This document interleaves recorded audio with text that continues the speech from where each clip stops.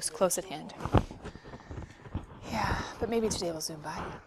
Any tests or quizzes today? Oh, ooh, okay. All right. Hang in there. Stay awake. A test is always way easier when you're awake rather than when you're asleep. Okay, number 4, the correct term should have been parallel. That have to do with same slope? Probably, right? Number 10. This one, the book loves to give explanations when really the answer was letter A went with L2, letter B went with L1, and letter C went with L3. But if you did miss one, they tried to give a quick little explanation. Remember, if the slope is 0, the line's horizontal. They're trying to give you a quick little explanation. And in your homework, because remember, you're trying to formulate questions, if you had missed any of these, you should have the graphs right there to look at because you should be sketching the directions and the problems. So you can look real quick and be like, oh, I see it's 0, slope not undefined. I can ski that. I can't ski that. Anyway, that's another reason why I have you have the question right there, because your brain can just look at it real fast and be like, oh, that was a silly mistake, or I have no clue why that. Then you can ask me that when we're done grading.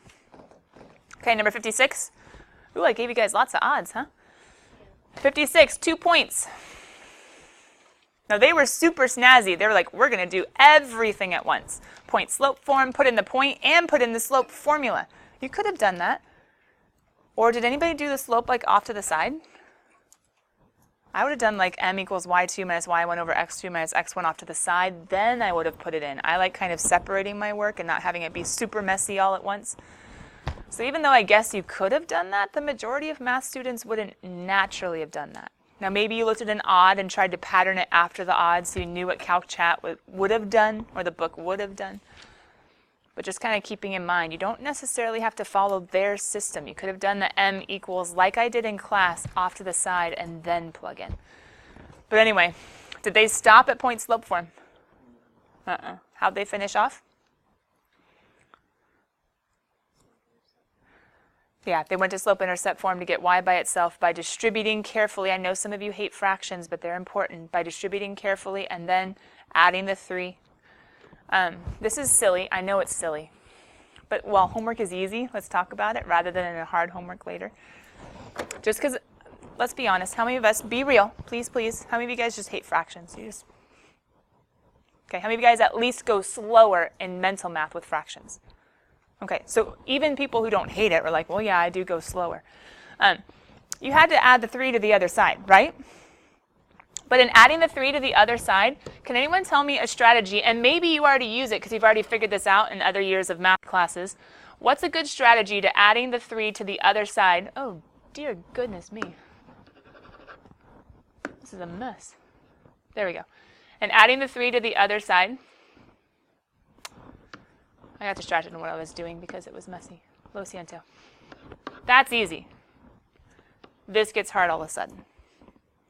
But it doesn't need to be hard.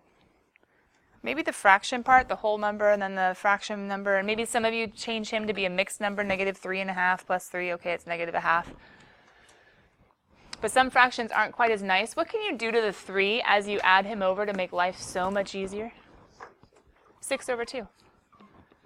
You can say, I need the 3 to be halves. Cool, times 2 over 2 is 6 over 2. Maybe that mental math is easier in your head, and then you're like, oh, sweet, that's easy. -7 plus 6 is -1. Dun, dun, dun, dun.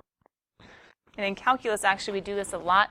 There's this thing called I'll just show you the type of problem and not explain what it is or what I'm doing or even why I'm doing it.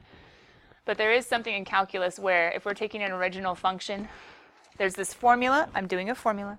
It's actually called a derivative. Bring this down, and then you always need to subtract 1 from whatever's there. And it is so hard, just like quick mental math to do that. It's just like, oh, it's slowing me down. Which is why I teach the calculus kids, don't think of it as 1. Think of it as what would be a lot easier if I have to subtract. Exactly. Make it 5 over 5, and life is just so much easier. And not that they have to write this every time, but if they get training their brains to be like 1 is 5/5, or 1 is 3 halves, or it's not 3 halves, 1 is 3/3, or 1 is 10/10, or 1 is, if they can change whole numbers to fractions, man, that's just so much easier. -2/5, I got it. The mental math can just speed up with fractions. So I know we're not doing all this craziness right now. We don't even know, most of us, what a derivative is, and we haven't even heard it besides something like, don't drink and derive. What, the back of my shirt? Is that what I'm wearing today? Oh, forgot which one I put on. There's one with the ultimate deriving machine. It has to do with BMW symbol. They did a play on words. Another one was, it was what part of this don't you understand? It was a really problem. Anyway, the calculus shirts. Coming back. So I know it's silly, but it really does speed up the mental math with fractions, and you don't need to fear them. You can add a whole number on one side and add it in like a fractional form on the other. Life is easier. But anyway, I saw a few of you guys writing down corrections on that. Let me know if you have any questions in just a little bit. But that was number 56. Oh, well, that was super short and sweet. All right, cool kids. Any odds or any evens you want us to look at? Kyle. 91. 91. Okay, any other odds or evens you want us to look at? We're okay? 109. So just the last three. 73, the last three. Okay. Now let's time out just for a second. This is no judgment. Thank you so much for your questions. We need to be aware, especially in honors. Where do you think the most involved questions usually are in any homework? At the end, the last couple. Okay.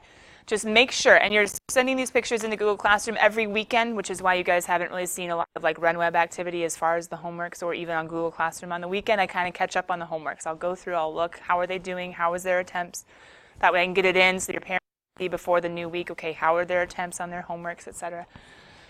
As far as how prepared you were for class.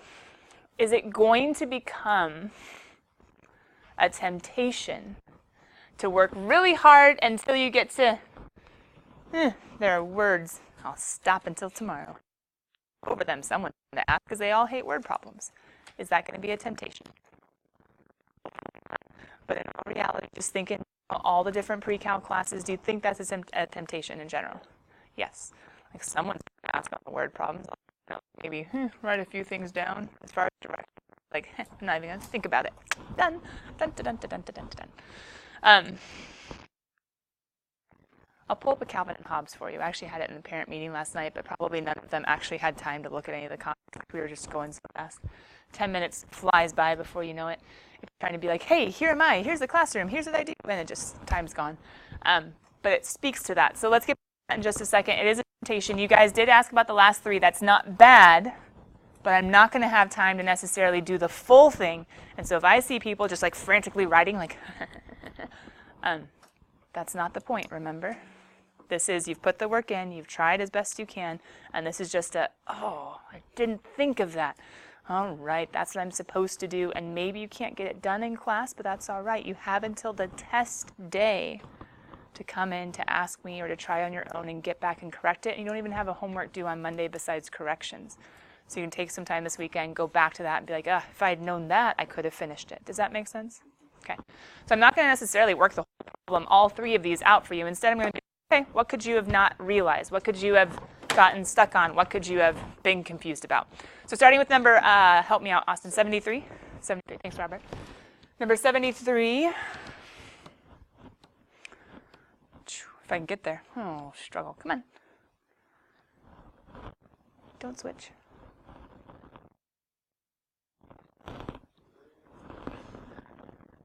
Okay, on number 73. Thanks, guys. Sorry. We have to be patient with our computer sometimes.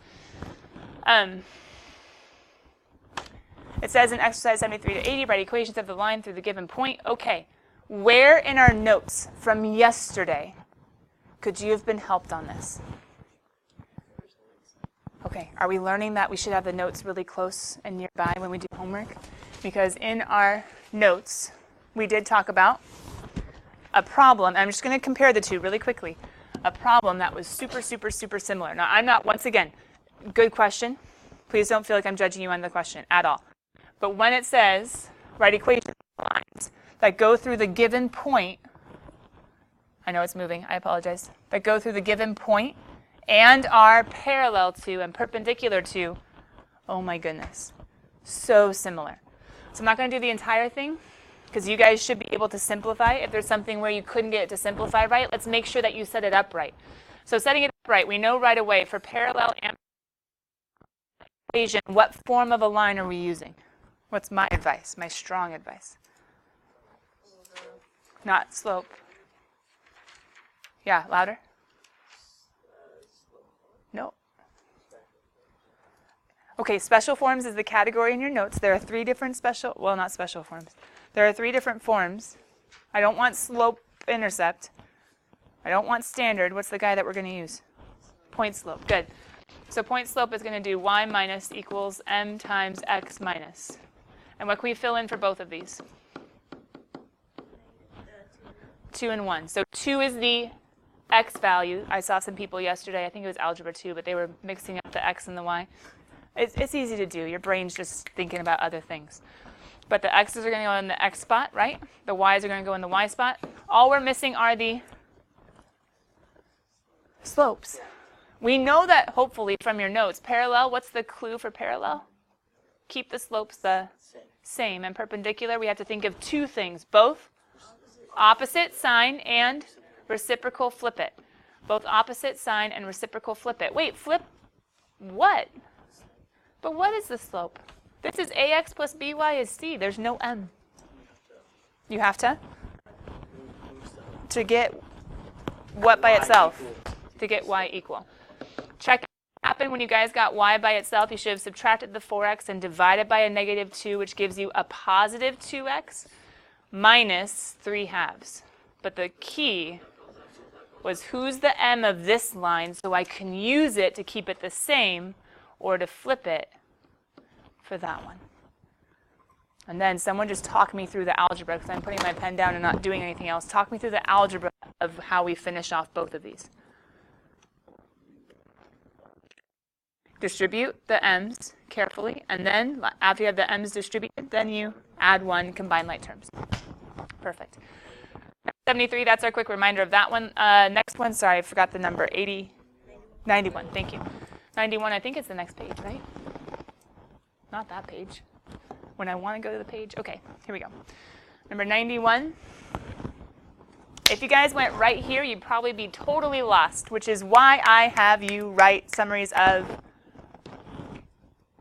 in your homework, you're not just supposed to read the problem, you're not just supposed to write the problem, you're supposed to also write the directions?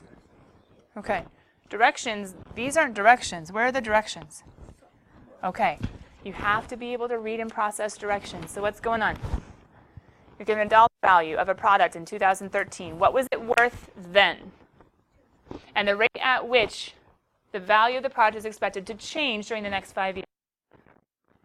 Economically, super helpful to think of what's the value now, what's the value going to be, is it worth producing and manufacturing, and then trying to, or maybe changing our equipment in order to make these products will actually be something that's a long trend, is it a short trend? Anyway, current value, what it's expected, to decrease, that's not good. Expected to do over the next 5 years. Use this information to write a linear equation. So how did someone shorten this? Because that's a long paragraph. Did anybody shorten and abbreviate it? Okay, there's no way you guys wrote every single word. Yeah, Kyle, what'd you write? I did dollar value, 2013, rate, and value, and then product, expected change, next 5 years, information, linear equation, dollar value V, product in terms of V. Okay. You could have put more words. You could have put less. I think I would have put, you guys can just kind of see what you did. Just trying to make it flow a bit nicer, but I understand what you were doing. That's okay. I would have said something like, given value in 2013 and rate of change next 5 years, find linear equation V of t. Ooh, V of t, that's a little new. Our goal was to find a linear equation, V of t. We haven't really done. If V is the value in terms of t, who's the x and who's the y? V is the good, right? And t is the, and why is that important? What are we supposed to be finding? A line. So couldn't I do a y minus y1, but instead of y, a v minus v1 equals m times t minus t1? What did I do? I said, oh, you're telling me v is y and t is x? All right, fine. V of y is x. Now, hold on, we need a point and we need a slope. What's our point going to be?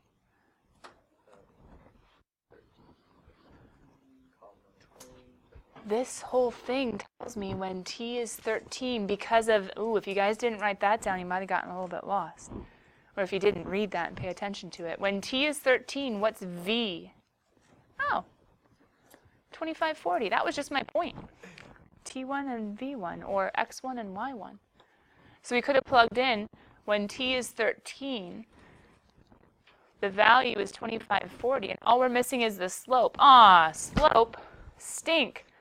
Slope, I need rise over run. Slope, I need change in y over change in x. Ah, stink. Slope, I need dollars per year. M equals 125, negative 125. So all I had to do is figure out that your it's going to be 13 and 2540, and your slope decrease is going to be negative $125 per year. Robert. What did you also figure it out? Just gonna multiply 125 by 5 and subtract 2015. Well, the problem is they weren't actually asking you to figure out what's going on after 5 years. They're just asking you to get an equation that models like what's going on that entire time. So for yours, yeah, that would have been great, like distance equals rate times time, or change equals dollar value, I guess you could say, equals rate times time. You would have figured out what the new value was in 2018, or the expected value. Oh, 2018, that's ironic. Anyway, coming back. But you wouldn't have found what they asked. Dun-dun-dun. Tim. Is it okay if I switch it the opposite? No. And here's why. Because in equations, you need the x to come first and the y to come second. So you needed 13 years to match up with the t variable, because 13 years is time. And you needed the 2,540 to match up with the value. Because if you switch them, then you're calling this one time, and you're calling this one money. And so you're going to have your units be wrong, so then your equation's going to be off. Does that? Yeah, pretty much. Remember in our calculator worksheet number 2, wasn't like the time, the years almost always the x value? It's practically always the x value in like practical problems. Okay, last one, sorry, was number 109. Thank you. The next page. Do you guys know what you were supposed to do? You're supposed to take this little sample equation. So in the directions, you could say compare slopes of y equals mx with m equals 0.5124, and then negative 0.5, negative 1, negative 2, negative 4. How can I compare in a graph? Shouldn't I graph them all? What do you guys think? Right? So I could do 0.5 times x as y1. I could do 1 times x, or just x, right? I could do 2 times x. You're just plugging into this equation. The m, you just need to plug in 0.5, plug in 1, plug in 2, plug in 4. You're going to have 4 different equations, and then just answer the question. You guys should have shown the graph. That would have been very helpful, right? To sketch the graph really quickly. You could have, like in your graphing calculator, made them different colors or made them bold and dotted and all that jazz. But what's going on from 0.5 to 1 to 2 to 4? They're getting steeper. So which one's rising most quickly as far as going the farthest up as it goes over 1 unit? Yeah, 4. And you probably can just even think about it as to what's going to happen the other way, as to what the answer is going to be. It says square setting. Did anybody figure out what that meant? Square setting. Presets are always the zoom. What do you see? So zoom square is just something where it says, hey, this is a rectangle and not a square. So if you fit in 10 here and if you fit in 10 there, actually it's been squished a little bit. It's a little bit not true to scale in the sense of the actual perspective is off. So then what zoom fit does is it says, I know the dimensions of the calculator, and to make each of the units actually equivalent, the x's and the y's are going to be a little different. So that's what's going on with zoom square. This is actually like a perfect or a true picture, and without it being squished into the rectangle. You guys know if you have like a picture that's a square and you like make it a rectangle, it's gonna, the perspective's going to be off a little bit. That's what's going on. So anyway, there you go. What do you guys have as your final conclusion? Good. except that only works for positive numbers. So for positive numbers, as the slope increases, the rate will be faster. The problem is, for negative numbers, it's actually, you're going to the left of the number line, so technically you would say the slope is decreasing. So as the slope decreases for negative numbers, then it will fall more quickly, or the rate will increase. But another way of saying it is using absolute value or magnitude. Is that what you're thinking, Johan? Good. You could also talk about not the actual numbers themselves, increasing or decreasing, but you talk about the magnitude of the numbers, which says, hey, think about the absolute value. So as the magnitudes increase, yes, the rate will increase. Awesome job on those ones, and thanks for your input, guys, who were able to think through some of that and understand the problem. We're going to section 1.4.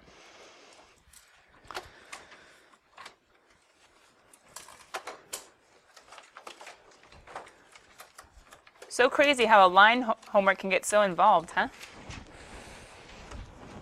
That's because lines can be used for all sorts of things. Last year in Algebra 2, I'm just knowing it because I'm seeing some kids coming in here and doing Algebra 2 homework. Not a lot, but a few. And I'm seeing they're already doing regressions with statistical data like tables and trying to think of, oh, hey, so the points are kind of all over the place, but a line can kind of pattern it. There's a lot of uses for lines, even in things like biology, a lot of mathematical modeling of labs, etc. Anyway. To the extent that Mrs. Leon, if you have a Mrs. Leon class, I think she gave out like a handout to parents, and it was all about how parents can help students in math. You're like, wait, you teach chem. Mm-hmm. What is there in chem?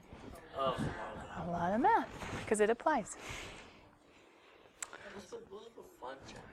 Boring chapters are I like math because I like getting a pattern and then being able to like use it over and over again and not have to memorize all sorts of new stuff. But some people like to memorize lots of stuff and not have to figure out a pattern and then figure out new ways of using it all the time.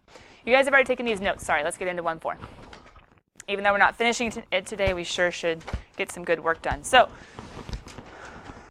section 1.4, functions. Ooh, function notation. It might be coming. Before we can talk about functions, we have to talk about relations. Relations say, give me ordered pairs. Give me all your ordered pairs. I don't care.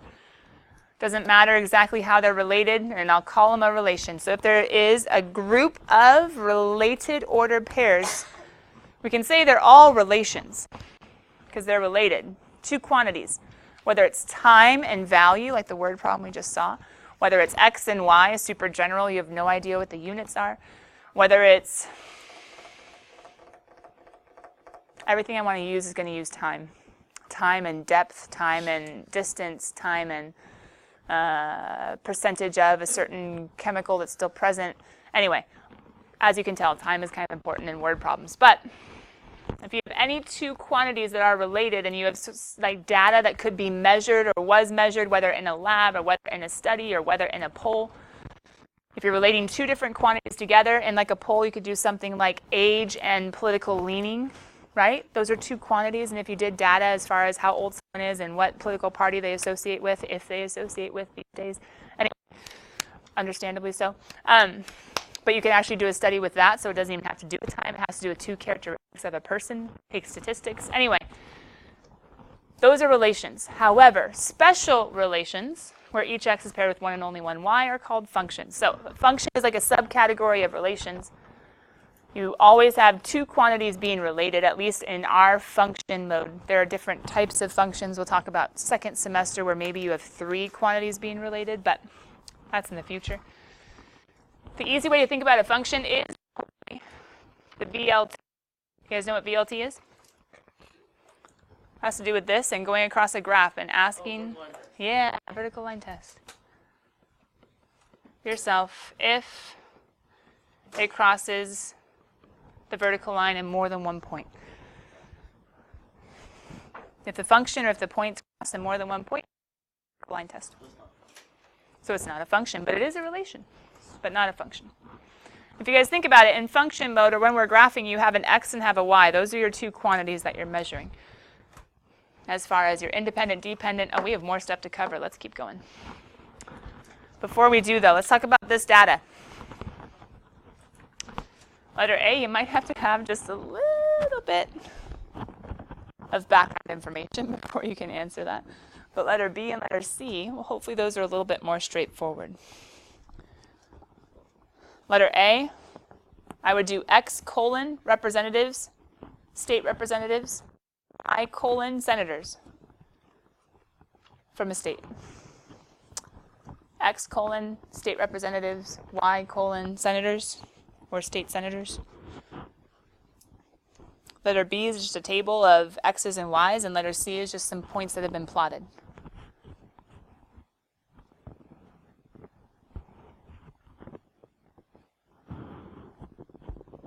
Let's go backwards, because I feel like it's going to be easiest if we go C, then B, then A. Because not everybody has the background information needed for A. That's okay. Let's start with C. Here's my vertical line. What needs to be true? Every X, whether -3, -2, -1, 0, 1, 2, has to have one and only one intersection with the vertical line. Good. One and only one point on it. Or I should say one and only one Y. I guess you could have tons of points in the exact same place and you're okay. You just can't have somewhere else. Can only intersect in one point. So what do you guys think? Pass or not pass? Totally passes. Passes the vertical line test, so therefore we can say, yes, this is a function. Is it a relation? Yeah, but it's a function. That's a better way of describing it. More detailed way. Are you a living thing? Yes. Are you a human? Yes. Probably human's a little better than, hey, living thing. Anyway, coming back. Letter B. Each X has to be paired with one and only one Y. What do you see that's a problem? You see the X being mapped, we could say, to two different Y's. So if you were to graph that, and if you were to go to 2, the problem is you'd have a point at 10 and a point at 11. So that vertical line, ooh. So therefore, what is B? Just a relation, not a function. Just a relation, not a function. Or if you want, you could say not function. Letter A. Okay. We can make a baby table if it helps. Can someone help me out as far as what's going on with representatives and senators and how you figure out for each state? What's 2 from each state? So therefore, Y's are all going to be 2. For whatever state you choose, I'm not going to write up the 50 states. Not doing it. But what's true about representatives? They're all different. Well, I don't know if they're all different. Are they all different, literally? It's based on population. Maybe not. Maybe some of the smaller I feel like some of the smaller states might be, which I mean, density, population density might be different. But is it possible, without us doing research, that maybe 2 states have the same number of representatives? But does that really make a difference? Because remember, oh no, 2 X's can't go to 2 different Y's. Well, what are all the X's going to go with? Which Y? Oh. So this is actually going to be what kind of line if Y equals 2 and the X's don't matter?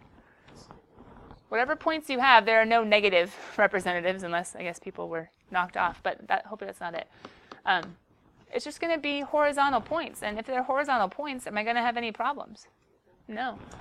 Because if there are any 2 states number of representatives, well, you're going to point, it's not going to be a problem. There are no other Y values even possible. So therefore, letter A is best described as a function. If Y never changes, you can't have more than one Y for any point, even if X is repeated. Thank you, those of you that helped us out with the background information. Senators stay the same for every state, representatives based on population. Okay, the 4 main, I think technically in like math lingo, math teacher, the rule of 4. There are 4 different ways that mathematical data can be given to you. 4 different ways of dealing with it, of collecting it, of processing it, of modeling different situations. There's verbally, numerically, graphically, and algebraically. Hopefully the first one's easy, because verbally, well, somehow it has to use words, right? So it's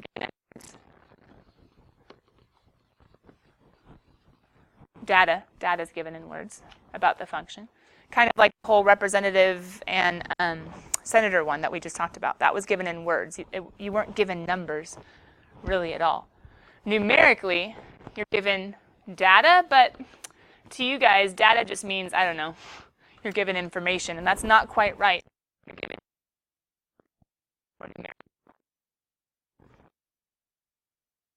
you guys are more familiar with that. So what does that mean? You're given points and or data. It's like if you're doing some sort of chemistry lab and you're supposed to be like collecting or writing down, recording different data points, whether different temperatures at different times or who knows what you could be measuring. That would be numerical data. You're dealing with the data numerically. Now maybe you're going to an equation or maybe you're making a graph from it, but you're given the data numerically. Graphically, as you're given, well, that's kind of straightforward. You're given graphs. So maybe you're given like a stat plot, which is still technically numerical data, but you're given a graph of it. Maybe you're given like a regression, you're given a trend. You're dealing with the data graphically and then algebraically. What do you guys think? What's missing? Given words, given like data points, given a graph, and given something with variables, aka equations. Does that make sense?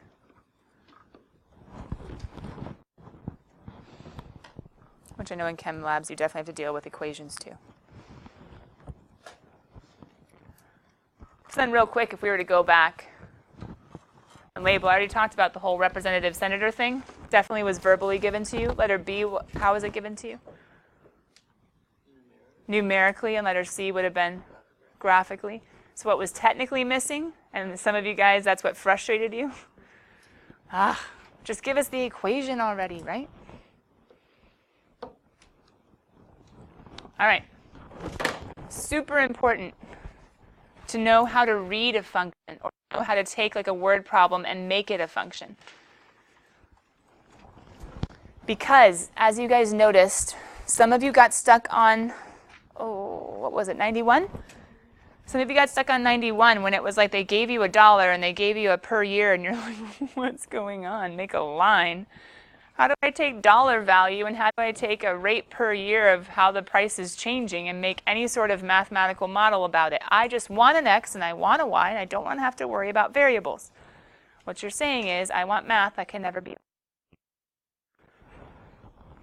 It's good that you like the math for math's sake, but the point of math is to be able to model real-life situations. Not necessarily like you guys go out and randomly just start modeling things. It takes training, it takes time, it takes and specializing in certain fields to be able to model things well with the math or with the computer programming these days. But if we're going to need like y equals mx plus b's and other equations in the future, word problems we have to get down.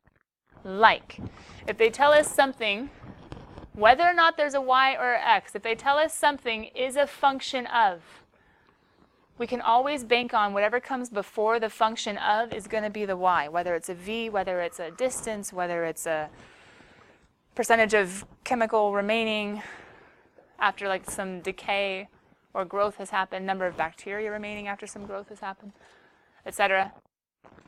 Whatever comes before function of is going to be the y value. Whatever comes after is going to be the x value. There are other ways of saying it. Is a function in terms of, if you see the words in terms of or just of, still whatever comes after is going to be the x, whatever comes before is going to be the y. I know you're used to those, but you're not going to see those. You're going to see other values, other quantities, I should say, instead. So the sooner you can match, oh, this is my y, oh, this is my x, then you can start to bring it all together. Other terminology is y depends on x. Is y depends on x. And that, once again, is still talking about y as a function of x, which hopefully we can make sure that you guys are masters of this notation this year. I transferred into this class. Oh, bummer. I mean, it's not bummer as in you transferring. It's just I feel bad you missed the lecture today. YouTube. I would watch yesterday's and today's because we're a day ahead. Okay. Is that okay? Yeah. Cool. Gavin, yeah, let me just have you sit. Ooh, right here. Yeah, perfect. So you guys are a group of 2, right? Perfect. I'll be your seat. But welcome. Just sorry about the timing. Independent variable. Do you guys remember? Who's the independent one? Who's the one that's just doing his thing? Who is he? X or Y? Yeah, it's X. And if you have trouble remembering that, what did we say today is very commonly X in like practical problems? Time. And what does time just keep doing? Yeah, time just keeps going, right? What we think about it or what the temperature is outside or whatever, time just keeps going. It's like, sorry, I'm not slowing down for you, right? That's only in movies. Never mind. Dependent. So if X is the independent, time, then Y is the dependent. And as we can already say, we already talked about depends on Y changes based on X changing, which is why time makes sense to normally be X. Because time just keeps doing its thing and stuff changes as time. Even like today, right? As time goes on, in the summer especially, it gets hotter. And then as time goes on, at night, there's a little bit of relief, right? And as time goes on, it gets hot. Like time just goes. Temperature is going to be changing based on what time of day it is and where the sun is, etc. But anyway, all I have to say, independent variable, it's the guy who's on the inside or it's the guy who follows in terms of or is on. Dependent is going to be the other guy. So, ooh, we get to end with something exciting. Challenging. To encourage some perseverance and some grit. Are we going to dig in or are we going to do what we can? So let's see.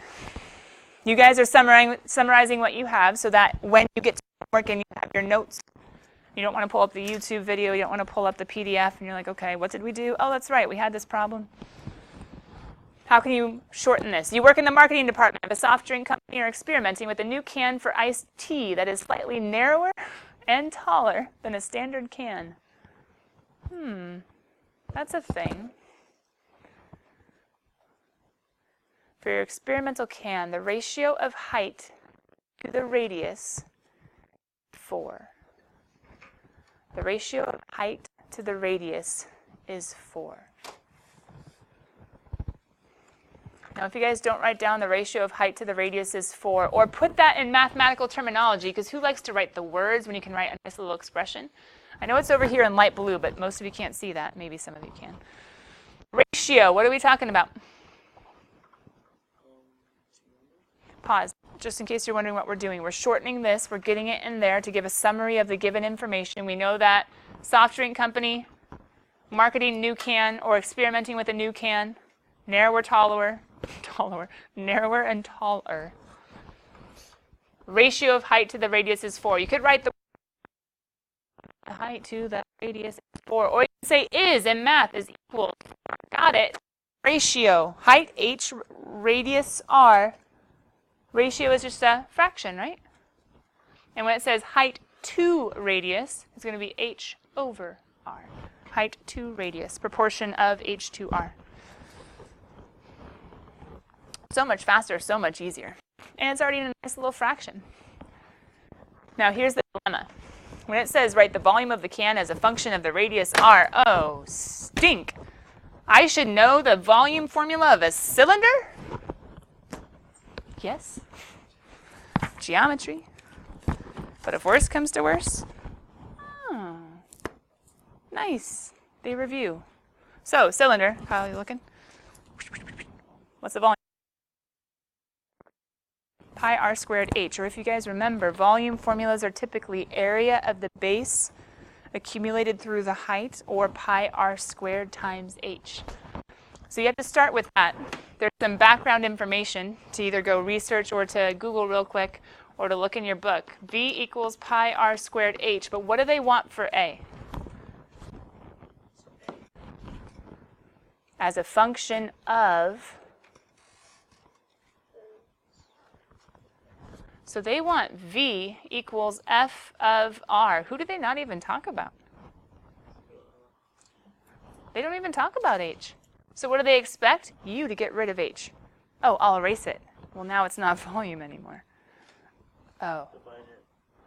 But if you divide it, h is still there.